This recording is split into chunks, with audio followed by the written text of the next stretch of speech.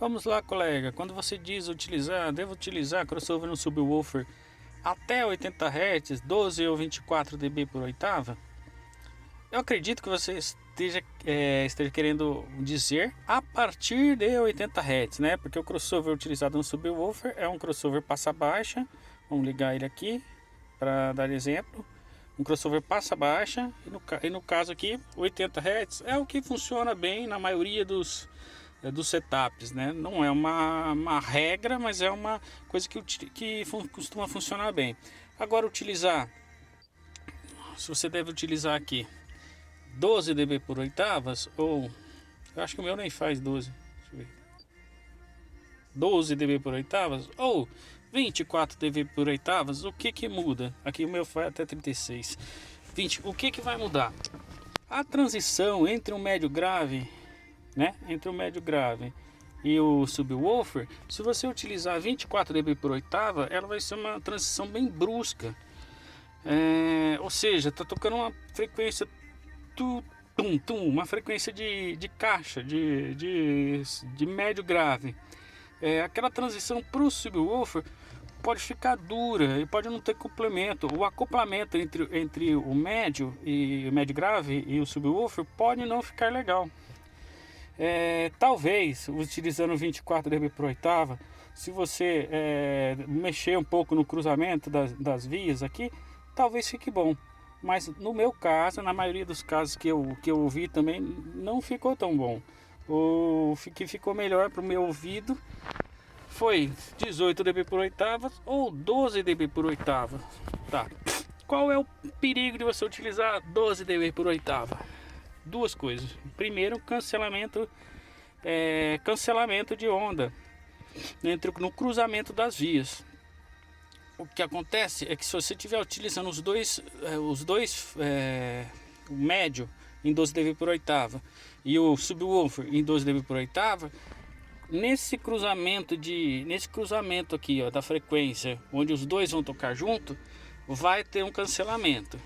Mas isso pode ser eliminado ou totalmente disfarçado com vários recursos. O recurso mais óbvio é você inverter na fase.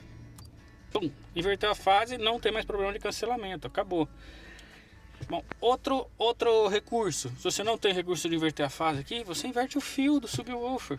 Onde está negativo você coloca positivo, ou na entrada na saída da caixa, ou no próprio alto-falante, ou na saída da potência.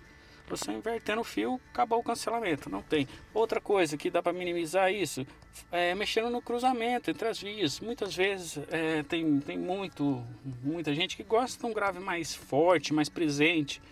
Então esse cancelamento, em muitos casos, não é notado, porque o subwoofer está tocando mais forte, né?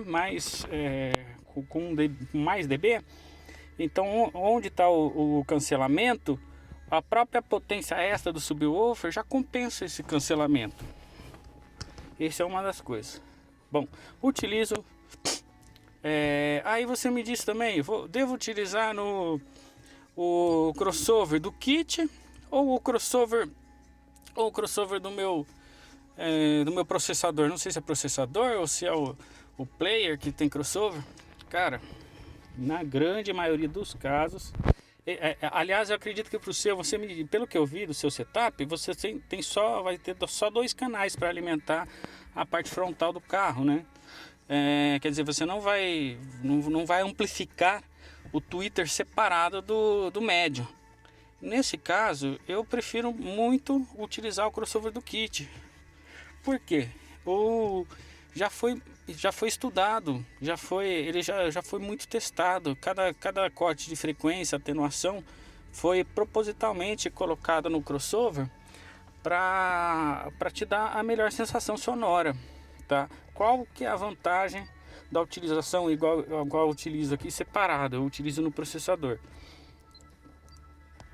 Qual que é a vantagem disso, de utilizar aqui no processador, no meu caso aqui no player? É que você consegue fazer o alinhamento de tempo, né, separado do tweeter e do médio. Agora, se você não vai utilizar, se você não tem amplificação separada para o tweeter e para o médio, eu não vejo nenhuma vantagem em utilizar o crossover ativo, né? O crossover aqui do player ou do seu processador. Então, e aí também utilizo 12 dB ou utilizo 24 dB. Cara, aqui, como no meu caso, por exemplo, que tem o alto-falante na porta, fica lá embaixo.